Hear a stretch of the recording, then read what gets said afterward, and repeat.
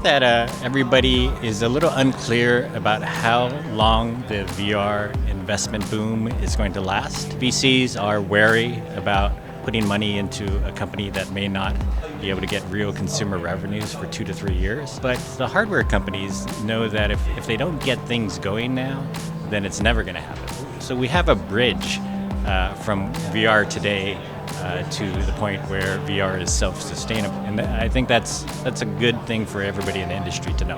Esports, Jeff, is what we really see at the professional level, and focused on all the excitement we're seeing right now. Our focus, however, is making stars out of all of our players and looking at the base of the pyramid, the 60, 70 million young players who aspire to be part of esports, but the real action that we see where we can help, we can engender, we can build community, we can help build out the ecosystem is at the base of that, and we see a better term for that as competitive gaming. If you talk about esports, you almost set yourselves up for a disappointing comparison to actual physical sports and athletes. They're trying to get away from that difficult comparison to start with and say this is something else altogether different.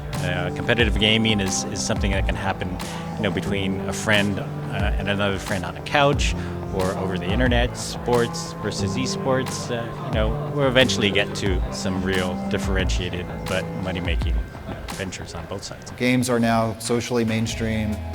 People want to connect with other gamers. They want to do it not only online, but they want to do it in the real world. And we see that manifesting across all different parts of the industry. And we've seen esports explode into this huge deal. For those of you that have followed the Pokémon GO media thing, you would be aware that users sort of started spontaneously organizing their events long before we ever got to it. So a couple of weeks after the game launched, there was an event with 9,000 people in San Francisco, and professional sports teams have organized Pokémon GO events in their stadiums. College campuses have done the same.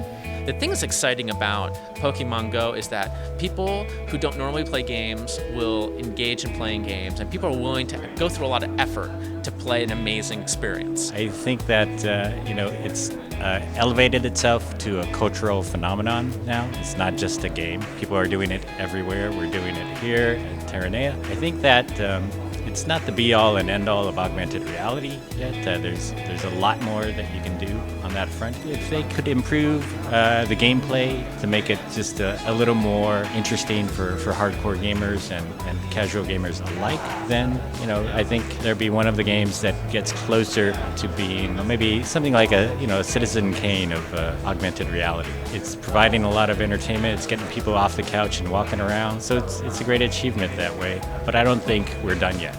Pokemon GO shows us that if an experience is magical and worthwhile, people will go through a lot of hassles, including getting up off their couch and getting into the car and driving to a Poke Gym in order to create something magical. And VR has that magic already. It's really exciting times, I think, for anyone making games and anticipating the kinds of experiences that we're going to be able to create as those devices really transform people's experience out in the world.